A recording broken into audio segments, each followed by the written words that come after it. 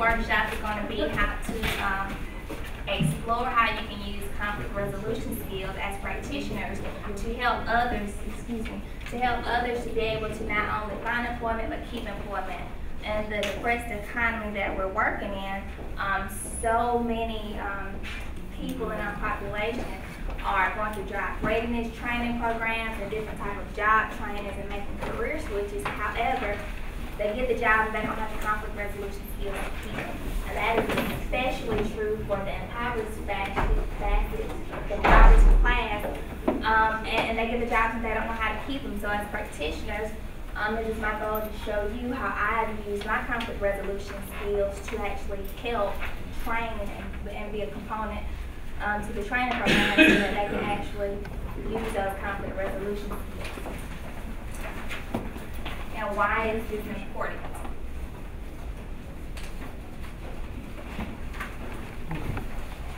Notified tonight, a Chatham County Ombuds manager loses her job and she allegedly assaults a customer.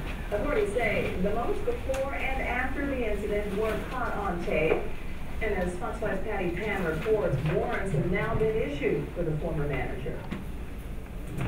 Police say this video from a Cobb County McDonald's shows an off-duty manager, identified as Tiffany Allen, darting out after a customer, then allegedly slapping a mother of two in the parking lot. Authorities say on July 12th, Jennifer Schwenker, her two boys, and their service dog, Barkley, went to this McDonald's on Bells Ferry and Highway 41. On their way out, police say Allen confronted the mother. Miss Allen told the mother that the dog was not allowed inside the restaurant.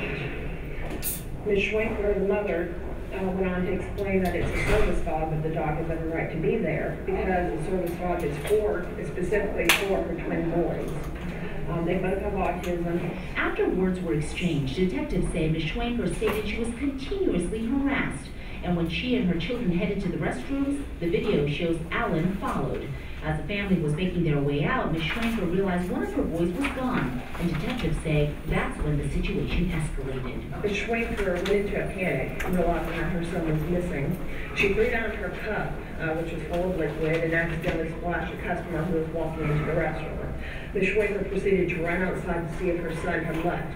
Detective Gwen Lewis says when Ms. Schwenker dropped her drink, splashing another customer near the doorway, Allen thought it was being thrown at her and flew into a rage and darted outside.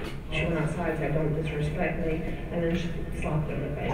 I spoke with Miss Allen today, and she says this is all a lie. In fact, she says she never struck Miss Schwenker. She says she was the one who was assaulted. She says Miss Schwenker was the one who threw a drink at her while she was holding her 10-month-old niece. Allen then comes back into the restaurant, but it doesn't end there. Ms. Schwenker, who after allegedly was slapped, comes back into the restaurant looking for her son, whom she finds in the back near the restrooms. Video then shows Miss Allen confronting Ms. Schwenker again, with co-workers at her side restraining her. Tiffany Allen tonight is charged with simple battery, simple assault, and disorderly conduct. In Cobb County, Patty Pan, Fox 5 News. McDonald's franchise owners released this statement in part reading. It is our policy to make our restaurants accessible to all customers, including those with disabilities and special needs, whether they need the assistance of service animals. Tiffany Allen was terminated following the incident. As for Ms. Schwenker, she has not returned her phone calls. Okay, so as you can see, there are people working that do not have conflict resolution skills. And it's important. Not only is it important so that they keep their jobs, but flying off the handle can cause you not just to lose your job, but to also be charged, criminally charged. So before I get into exactly what segment of the population I'm referring to, I'd like to invite you to take a quick assessment, and we'll kind of get some feedback and play with some information. You should have received a handout by coming in. And I'd like for you to take a moment and fill out those boxes if they apply to you, and then add them up, and we'll discuss and go over the results. So here are the results of the assessment. If you answer more questions and questions 1 through 20, then you are actually surviving in poverty. Questions 21 through 40 dealt with functioning in the middle class. And questions 41 through 60 dealt with functioning in the wealthy class. And why does this matter? Because each class is embedded with social rules. We are raised and we have experiences and circumstances, and we learn social norms, social rules that affect behavior, how we interact, how we deal with conflict. They're all embedded in our social class.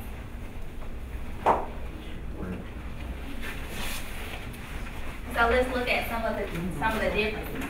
And keep in mind, we're looking at the impoverished class, so we're looking at the poverty class as it is referred to up here. So for personality, the poverty mindset is personalities for entertainment. They value a sense of humor. Whereas the middle class, personalities for acquisition and stability. Achievement is highly valued. In fact, for the middle class, achievement is the goal, it's a big motivator. And the wealth personalities for connections. When you're dealing with social emphasis, the poverty class uses social inclusion of people that he or she likes. Whereas the middle class, the emphasis is on self-governance and self-sufficiency. Conflict resolution, learning how to govern yourself, not go off the handle if you disagree with something. And dealing with time, the poverty mindset is present is most important. Decisions are made based on survival. Whereas if you look at the middle class, the future is important. Decisions are made against future ramifications. We don't just react on how we feel, but you react with the future in mind. Education for the poverty class is valued, but it's abstract. Whereas with the middle class, it's crucial. You have to have an education to climb the ladder and to be successful. And dealing with destiny, the poverty class believes in fate. You can't do much to change fate. You can't do much to mitigate what your future is going to be. Whereas if you look at the middle class, you believe in choice. You can change the future with good choices now. If you look at language, it's usually casual and about survival, whereas middle class language is about negotiation. Again, one of your conflict resolution concepts. If you look at the driving forces and the motivators between the two, you see that for the poverty class, the driving force is survival, relationships, and entertainment. Whereas you look at the middle class, the driving forces are work and achievement. So why does all of this matter when you're dealing with conflict? Because if you look at it, the poverty classes are here, being managed by one set of social norms and hidden rules, but they are governed by a middle class that conforms to a different set of social rules and social values. So whereas education, language, future, the importance of biting your tongue, knowing how to negotiate, knowing how to self-govern and restrain yourself, those values are here and being expected to be shared by the poverty class whose motivation is survival. Present is important, not necessarily the future. So you see with the way that the employment and workplace scale is structured, the lower class is managed by a different set of values and expected to conform to those values when in fact they have not been taught those values. Middle class, we have just been raised with them. They've been embedded in us. How does that transform at work? The poverty class says, I know how to physically fight and I can hold my own in a fight. Whereas the middle class says, I know how to settle most disagreements and work out compromises without going to the boss. Poverty class says, I will quit on the spot if the boss makes me mad.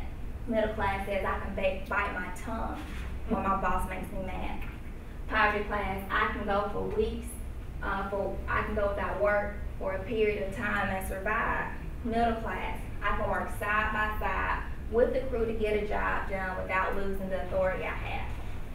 Poverty class, I know how to file for unemployment. Middle class, I know which subjects can and cannot be discussed at meetings. Poverty class, I will openly discuss the disagreements I have with my boss or the flaws I see in my boss.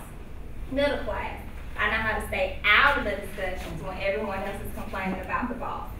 Poverty class, at work I openly discuss my sex life and the fights I have with my family members. Middle class, if I have personal problems, I don't discuss them at work. Poverty, I know how to ask for an advance in my paycheck. Middle class, I know the patterns of promotion in my company. You cannot escape the fact that whatever values and rules we operate in our personal lives and personal relationships, we bring them to work. So if you are coming from a poverty, if you're coming from the poverty class and your goal and your motivator is survival, you have not been taught conflict resolution. You just have not. Whereas in the middle class, you learn it every day. You learn how to negotiate. You learn how to bite your tongue. You learn how to restrain yourself. And unless we as practitioners teach others how to do that, where are they going to get those skills from? There's a study that was done by the Boston College Center of Work and Family in 2004. The name of it was Increasing the Visibility of the Invisible Workforce. Model programs and policies for hourly and lower wage employees. I know along that. They looked at 15 different companies. And here they are really quickly. Bank of America, Bright Horizons, CVS, Kodak, Eddie Bauer, Fleet Boston, Harvard, H-E-B Grocery, Home Depot, Kraft, Levi, Marriott, Providian, TJX, and Wachovia. And that is a look by types of businesses. And the preliminary research found that only a third of the Americans work, well, 1/3 of the American workers earn less than $15,000 annually. An additional 20% earn between $15,000 and $25,000 again, and that is that poverty class. The companies were asked to identify a program or a policy that they felt most benefited their employees in the bottom 25%. Well, what do you think they said? Conflict resolution. Yeah, keep finding. Employees need conflict resolution skills. A quote coming out of the study: in addition to difficulties with work and life conflicts, lower wage employees may also have fewer interpersonal skills and as a result may be ill-equipped to handle on-the-job conflicts. These problems may make it more difficult for these employees to keep jobs for extended periods of time, further complicating their lower income status. Other studies have also suggested that the poverty class not being able to work out their conflicts also leads to lower job satisfaction rates. So if they're not getting fired because they can't handle the conflict, they're quitting because they don't want to deal with the conflict at work. And again, in a depressed economy, conflict resolution skills matter because we're losing jobs. They're losing jobs because of conflict resolution skills. Studies also show that if they're able to get past that first 3-month period, that they're more likely to keep their job. So what did I do with the information? This lady right here is Yolanda Dice. She has a couple of grants with the federal government, and what she does is she operates a job training and staffing network. She has 5 different offices in the Athens and Metro Athens area. She has a job readiness training program for TANF recipients. I went to her with my information. I said, this seems to be a problem, I'm aware of it, and here's how I can help. I can offer conflict resolution as a component of your training because I realize that these may be skills that have not been encountered before. I train, yes I do train, and I like to make some of my living off the training, but the people who can afford my training aren't the people that need these skills. They haven't had the ability to go to a mediation training or to take a mediation workshop or to come and actually observe mediation in court. So I offered it to her for free. I said, here's how I can help you. So let me know how I can help, and she did. She let me come into her program. I'm there twice a month. I go to Athens and I go to Newton, and we do a whole day workshop addressing conflict resolution skills, and I'll let you know more specifically. We define conflict. A lot of times, unless you're in this field, you think conflict is negative. Conflict doesn't have to be negative, and I let them know that. All conflict is a clashing of ideas and experiences and desires. Conflict can actually be beneficial, and until you put that into someone's mind or let them know that, they're not aware. We grow up thinking that conflict is negative. Does anybody want to raise your hand and share something that you may have heard that made you think or grow up that conflict was negative? How about bite your tongue? Turn the other cheek. Walk away. If you don't have something nice, don't say anything at all. And so unless you put it out there that conflict does not have to be bad and define what conflict is, they don't know, so we discuss that. We discuss how it can be beneficial. If it's a clash, there's the opportunity for you to change what you're doing so you're not offensive, or for somebody to recognize that may not recognize that what they're doing is offensive. So we discuss how it can be beneficial. We address different styles used to address conflict to make them aware that if you avoid a conflict all of the time, and that is your primary way of dealing with it, you're gonna blow up. You're gonna become the firecracker at work. Or you're going to be able, you're going to start to resent going to work and start thinking about revenge. So we've used different, we discuss different types of styles to address conflicts, and we also discuss things that trigger conflict in the workplace. Because as we all know as practitioners, conflict is inevitable. There will be a clash. You will not agree 100% of the time with everyone else. So we discuss some things that can trigger it in the workplace. We also discuss past experiences with conflict in the workplace to try to get them to realize this is how you handle conflict in the past. How did it work out for you? Majority of the answers go like, well, my boss said something, I didn't like it, so I cursed her out and then I lost my job. Or I didn't like what he said, and so we got into an argument and I didn't want to deal with it anymore, so I quit. So we sit down and have the group discuss the experience to say, hey, this is something that you don't want to continue to do, and so let's practice some of the things that we're learning. I give them a basic 4-step model that I can credit Dr. Frank with showing me. It is your turn, you talk, my turn, I talk. We're going to sit down at the table and work it out together, and then we're going to do follow-through. And we actually do role plays with that. I have a couple of fact patterns that are very difficult conversations to have at work, and they sit down and they role play, and we come back and we discuss what went on, were they able to use some of the approaches, and how did it pan out differently. We also compare and contrast to how it came out with their past experiences and if there was a difference. So does it really make a difference? This is a letter that I received, and I typed it up exactly from one of the past participants. I believe that this lesson will benefit me in dealing with the future colleagues and friends to resolve conflict. Being able to understand and address different situations in conflict. If I knew what I know now from back in the day, I would have handled some situations better than I did. From when I used to work at Popeye, my supervisor and I had a conflict on a lot of things. It turned into an argument. It turned into an everyday argument about petty stuff.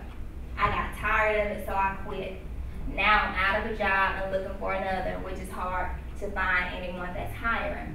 Now, since I got to learn more about how to handle conflict, I would just run up to my supervisor, talk to him instead of arguing with him, and I would still have about something, and I would still have a job, excuse me. This is majority of the feedback that I get. Now, I just started doing the workshops, so the data isn't there, the empirical data, but I'm working on it. But this is enough for me right now, because it shows me that somebody has moved on and that they actually benefited. And if I can save one job from teaching them how to not go off and how to deal with conflict accordingly, then it was worth my time as a practitioner. So I charge you. Conflict arises in every area of life. We already know that. We deal with conflict every day. As practitioners in the field, we're tasked with showing others alternative ways to resolve conflict.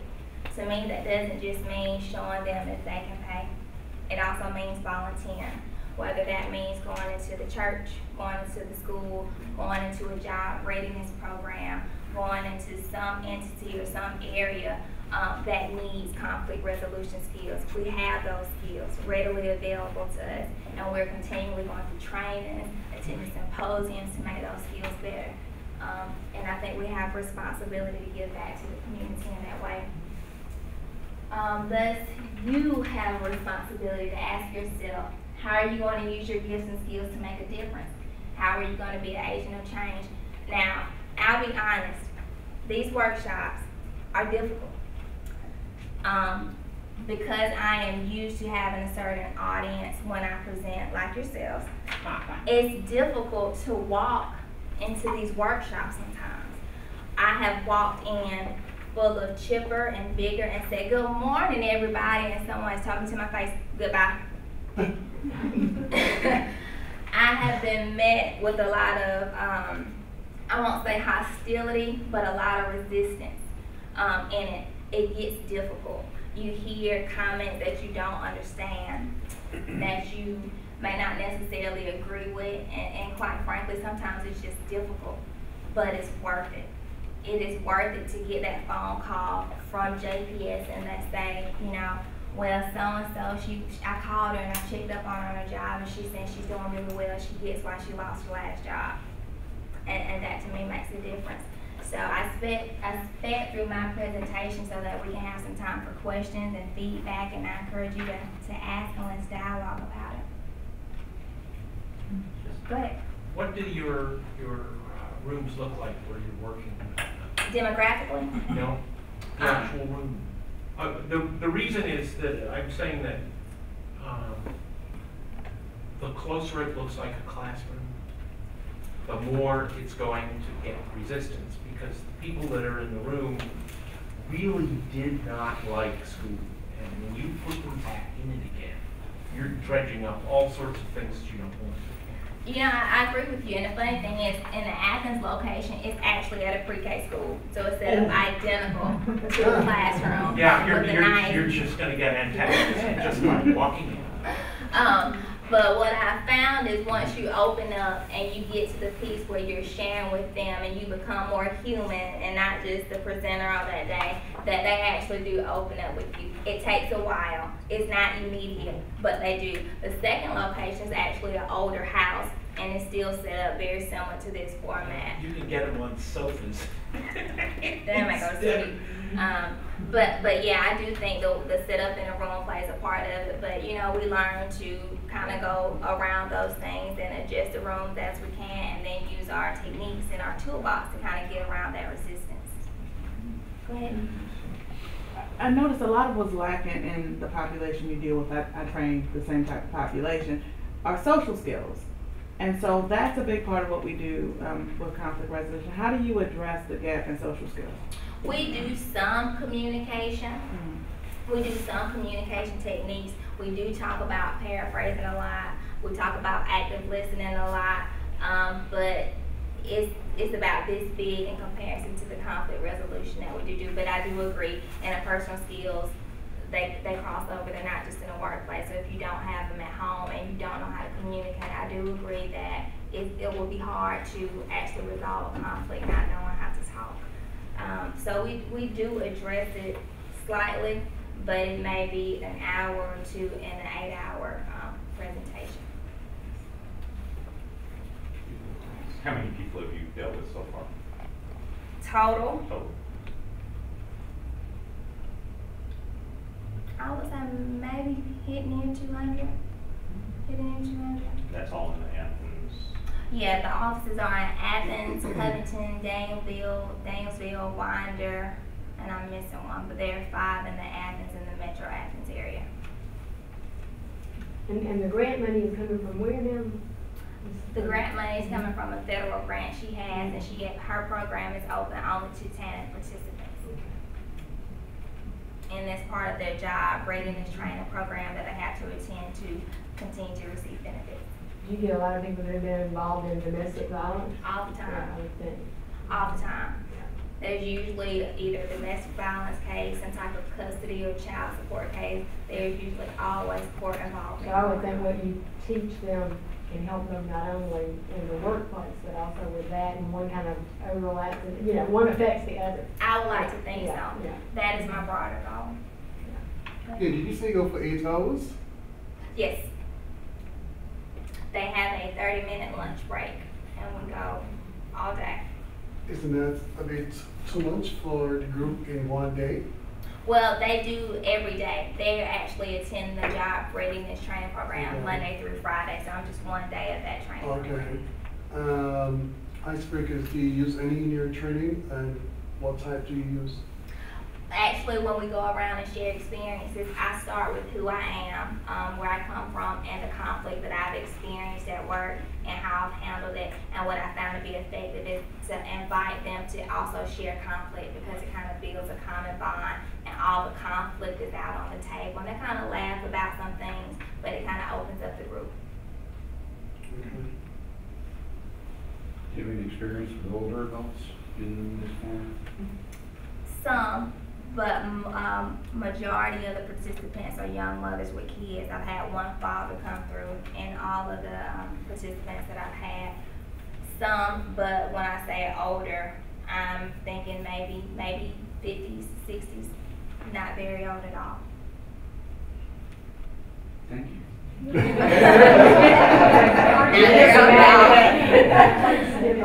Yes, sir.